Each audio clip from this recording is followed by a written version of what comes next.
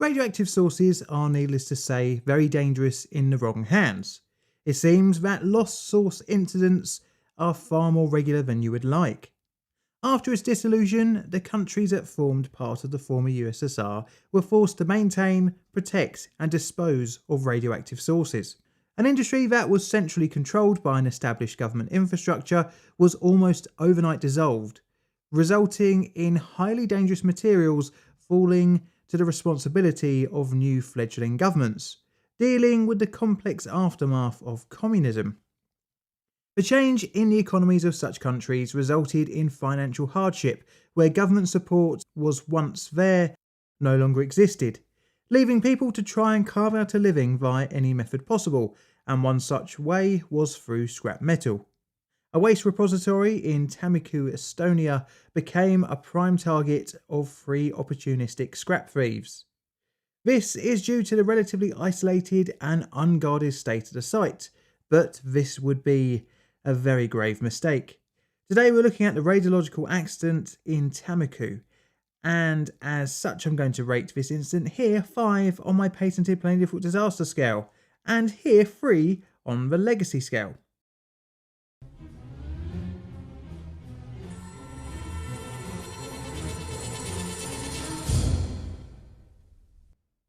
In September 1991, the Estonian Parliament declared independence from the USSR. After this was recognised by Moscow, the Parliament approved a new constitution and was headed by a president. As part of this, much of the support from the USSR began to be cut off, and new departments in the country were set up to handle various elements of governance, and this included the management and disposal of nuclear waste. Estonia was neither a nuclear energy user or even a research reactor operator, but a need for nuclear waste disposal was still present from uses relating to research, industrial and medicinal. In 1963, the Tammiku facility was set up 12 kilometres south of Tallinn, which is around here on a map. The site was intended for management of low and intermediate level reactive wastes. The facility became the central storage disposal area for Estonia's nuclear industry. Much of the site's design came from the criteria developed in Moscow in the 1950s. The Tammiku site was situated in a remote forested area. It was surrounded by an outer barbed wire fence at a 500-metre radial distance, with a gate and guardhouse, and an inner fence around the liquid waste storage tank and solid waste storage vaults. The main disposal facility consisted of a 15 by 5 by 3 metres, providing disposal capacity for solid radioactive waste. For storage of liquid waste, there is an underground cylindrical concrete tank with a stainless steel lining. Both are buried underground and are accessible via a locked roof cover.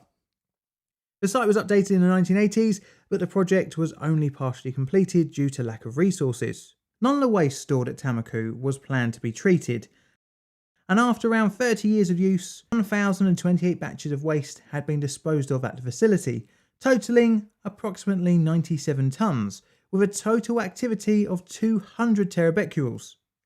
The prominent radionuclides were strontium-90 and cesium-137. By the early 90s, the activity of the site had reduced to 76 terabecquerels.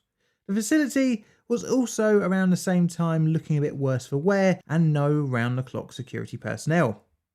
Much of the timeline for this video is based off of the IAEA report into the event, and as always the link is in the description if you fancy further reading.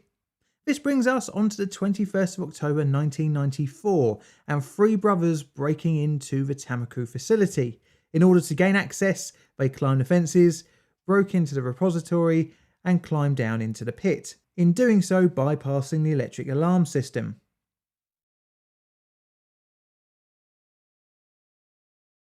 The 3 men cut off the padlock to one of the storage areas, pulled open the steel door and one of the brothers stepped inside. Once inside the underground vault, the brother found a metal container and passed it up to his siblings. While he was doing this, a metal cylinder 18 centimetres long and 1.5 centimetres in diameter fell out of the open tube of the container. This was thrown back inside the storage area. A shorter cylinder with the same diameter had also come out of the metal container, but instead of throwing it back, one of the brothers placed the strange item inside his coat pocket. The three also broke into the liquid waste storage area where they stole some aluminium drums. The hazardous contents were emptied onto the ground. The drums and the metal container were then carried off site to be transported by car to a scrap metal dealer in Tallinn. During removal of the drums, one fell against one of the brothers' legs, the same one who had pocketed the strange item, causing minor injury. En route, two of the men started to feel ill. The brother with his injured leg returned to his house in Kiisa, where he lived with his stepson, the boy's mother, and the boy's great-grandmother. Upon entering, he hung up his coat, which had the stolen item in it. Later on in the day, it was moved into a drawer in the kitchen. Throughout the later part of the day, the man started to vomit and experience extreme nausea. On the 25th of October, the brother went to the local medical centre to seek out care for his injured leg. Obviously, he didn't mention how or where the accident happened, and the doctors diagnosed him with a crush injury.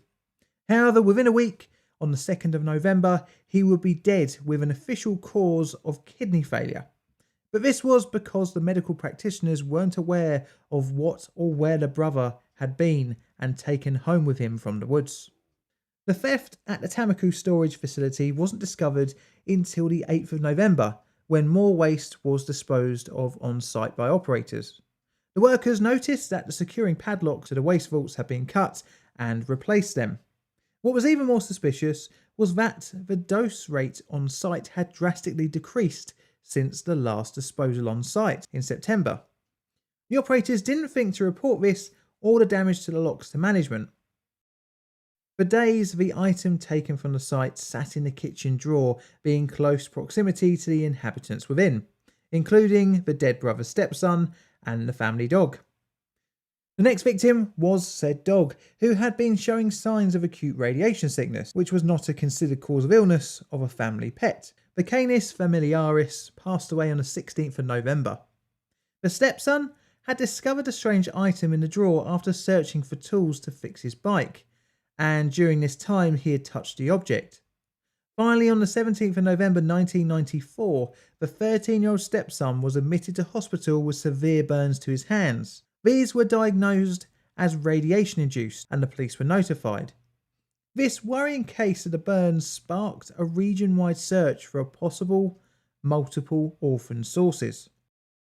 Needless to say, the item stolen from Tammiku was a deadly radioactive isotope source. The police in turn notified the Estonian Rescue Board, which immediately sent staff to Kiisa, who arrived at 23:30 on the 17th of November 1994. Initial dose rate surveys were undertaken of the household of the dead brother.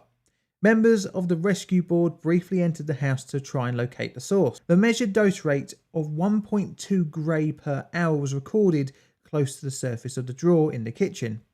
The measured dose rates in other rooms were around 50 milligrays an hour.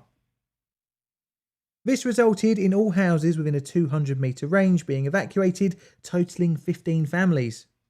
For the recovery efforts, staff wore lead aprons and thin rubber gloves, but did not have any proper handling tongs to place the source into a hastily obtained 3.5 centimetre thick lead-walled shielded box. 2 limited time entries were planned to identify and recover the source by recovery staff. During the first entry, lasting 2 minutes and 35 seconds, the drawer of the kitchen cupboard was emptied onto the floor, allowing operators to correctly identify the source. The dose rate was at 5 to 7 centimetres from the unshielded source, measured to be 1.5 to 1.8 grays an hour. The second entry, unsurprisingly, was to safely regain ownership of the source. This took 2 minutes and 15 seconds and necessitated carrying in the lead shield container and manipulating the source into it with the operator's hands. The contact exposure lasted 2 to 3 seconds. The dose rate close to the surface of the lead box was measured to be 100 milligray an hour.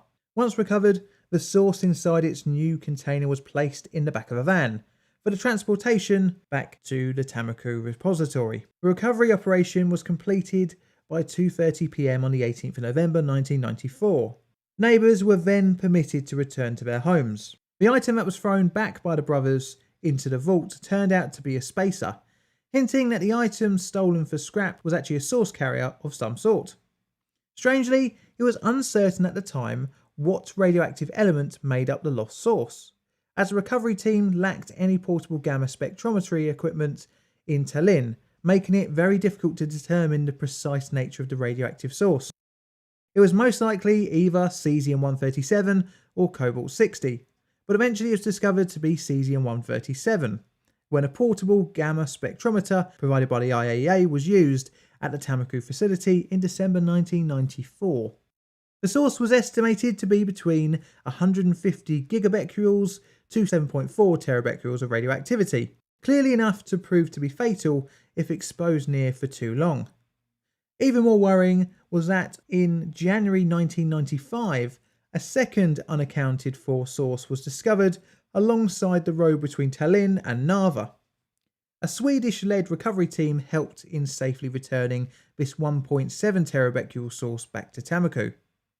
Due to the discovery of the sources, the death of the brother was re-evaluated, and it was estimated that the 25-year-old had received a dose of between 2,000 and 3,000 grays an hour.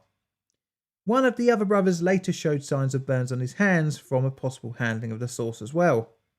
After the incident, the surviving brothers were interviewed by the police, and even though admitting to breaking into the Tammiku facility, were adamant that they did not know the risks posed by the materials kept on site, instead only wanting scrap metal. The lessons from the incident are pretty obvious and were easiest to take on for the Estonian authorities, and this included more robust reporting of suspicious activity and, more importantly, 24-hour guarding of dangerous material sites. Plus, it seems a rather inefficient way to dispose such materials, and the IAEA set out better guidance for Estonia moving forward, which included better grading of high and low level waste as to make use of the limited storage facilities more effectively. The response to the discovery of a patient with ARS was quick. However, the team were ill-equipped for the situation, necessitating manual handling of the deadly radioactive source, which is a crazy way to deal with such an item. It's crazy to think that such a dangerous item could have been so easily stolen, but sadly in a country that had only recently gained its independence, some things would take higher priority than others to sort out, and it seemed nuclear waste was not the most important thing to manage for the fledgling government, and the radiological accident in Tammiku was the result. Thank you for watching. This video is a Plain Difficult production. All videos are produced by me, John, in a sunny southeastern corner of London, UK. All videos on the channel are Creative Commons Attribution Share Alike licensed. If you'd like to support the channel financially, you can on YouTube membership and Patreon. And also, if you fancy, you can check out my Twitter page for all sorts of hints and photographs to do with future videos. And all that's left to say is thank you for watching.